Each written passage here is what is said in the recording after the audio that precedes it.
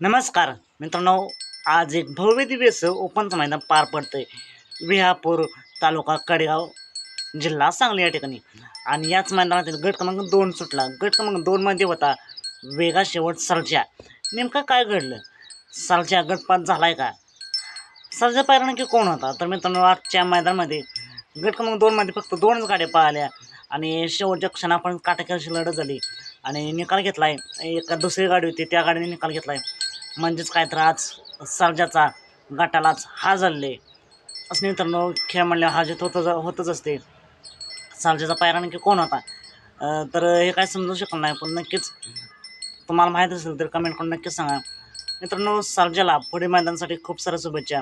तर जी गाडी आज गटपात झाली त्या गाडीला सीमेसाठी खूप साऱ्या शुभेच्छा. मित्रांनो, तुमचं मत काय?